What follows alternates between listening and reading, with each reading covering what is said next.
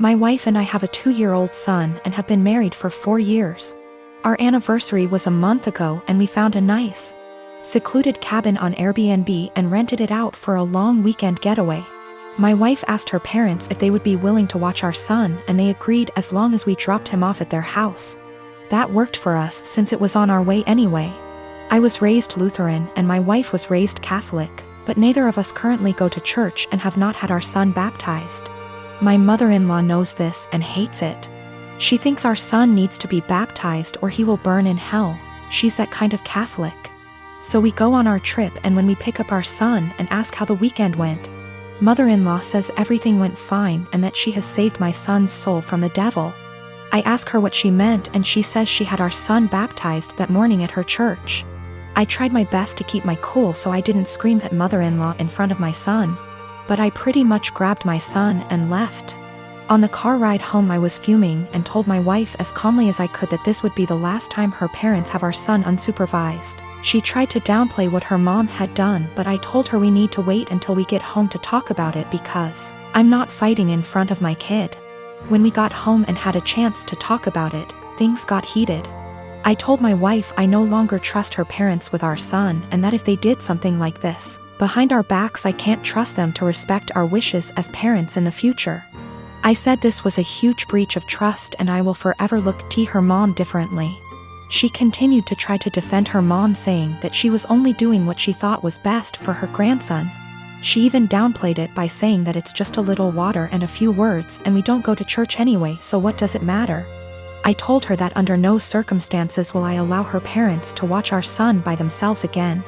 I said that we can still let them see their grandson, but only if we are present. I also said that if she doesn't see what the big deal is with this situation, that maybe we aren't on the same page as parents and maybe we need to see a counselor. She started crying and said that this isn't the kind of decision I get to make on my own, and I'm an asshole for trying to tell her what kind of relationship her parents can have with our son. I told her that I no longer have any trust or respect for her parents and that I don't know if there's anything they can do to repair that. I told her what her parents did was unforgivable in my eyes and they put themselves in this position to lose privileges with our son. She's been trying to convince me to change my mind for the last month, but I'm not budging. To me, this is a hill I'm willing to die on. I have always been civil with my half-brother. We were close as kids, but he started to have an attitude at 13 and pretty much stopped being nice, and started messing with my things / making fun of me and doing pranks to annoy me / privacy was gone with him coming into my room and taking my things. Whenever I complained, my stepmom would normalize his behavior and make excuses.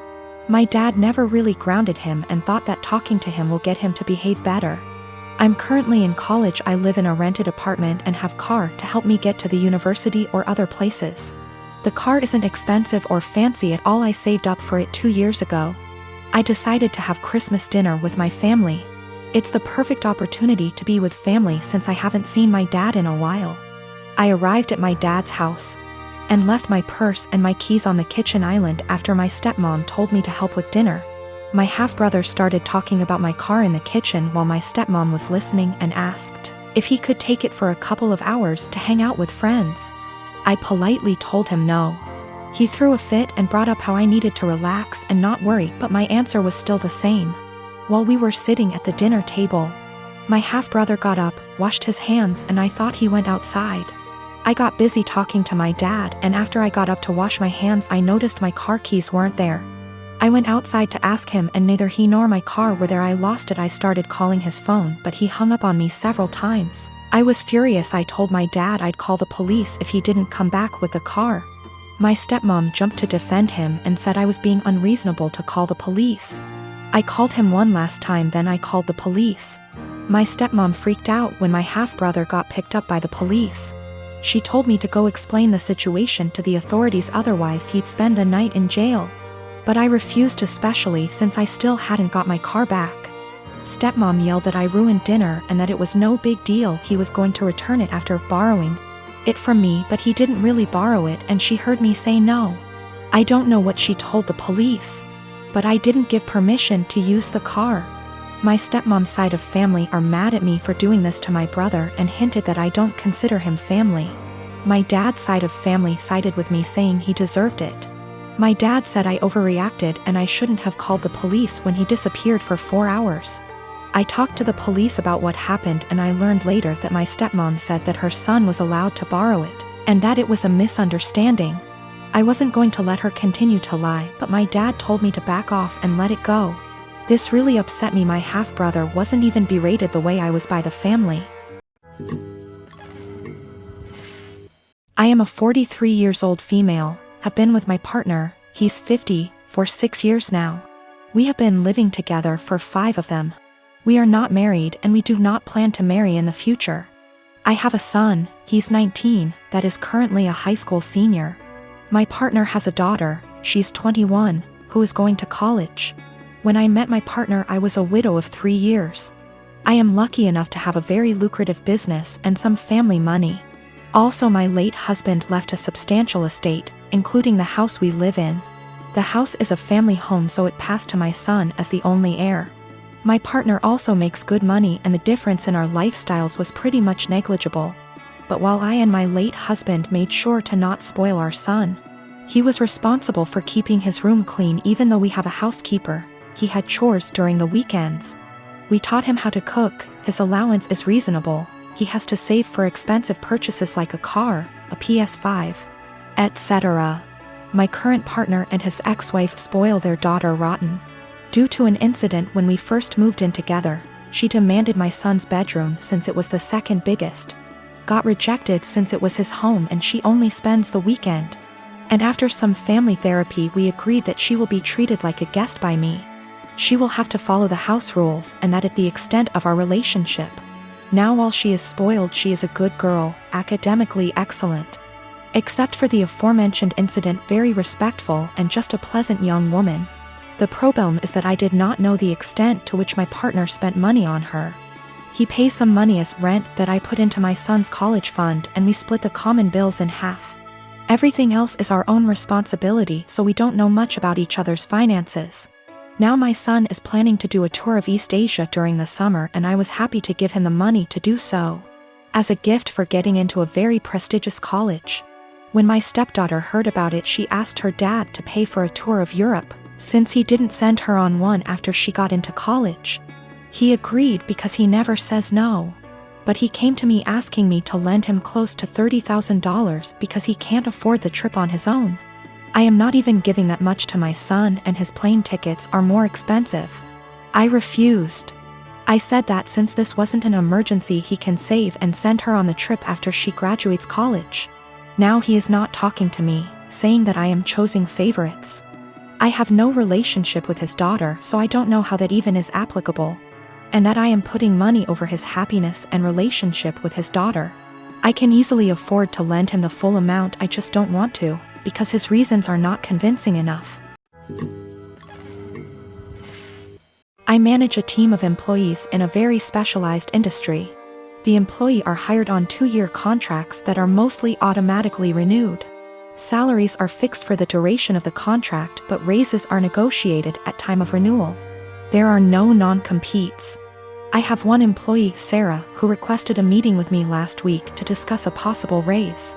I informed her that it is a little early as her contract won't expire until Jan, and I would be happy to discuss it in November.